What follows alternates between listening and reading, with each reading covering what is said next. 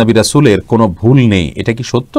ভাই রায়হান, আম্বিয়া এবং রসুল আলাইহিমুস সালাতু ওয়াস সালাম তাদের কোনো ভুল হলে আল্লাহ সুবহানাহু ওয়া তাআলা সঙ্গে সঙ্গে সংশোধনী দিয়ে পাঠান ফেরেশতাদেরকে, জন্য তারা কোনো ভুলের উপরে প্রতিষ্ঠিত থাকতে পারে না। সে অর্থে তাদের ভুল নেই।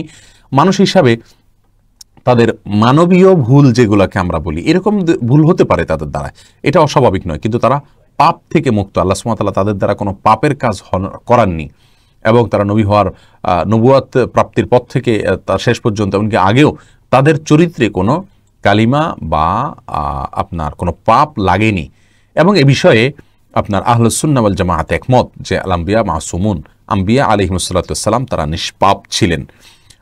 অতএব পাপের জায়গায় গুনাহ এবং অন্যায় করা, এই জায়গা থেকে যদি আমরা দেখি, তারা নবী আম্বিয়া এবং রাসূল আলাইহিস সালাতু ওয়াস সালাম তারা এখান থেকে পবিত্র। আল্লাহ তাআলা তাদেরকে পবিত্র রেখেছেন। মাসুম বলতে তাদেরকে আল্লাহ তাআলা নিরাপদে রেখেছেন, নিজেই আল্লাহ হেফাজতে রেখেছেন।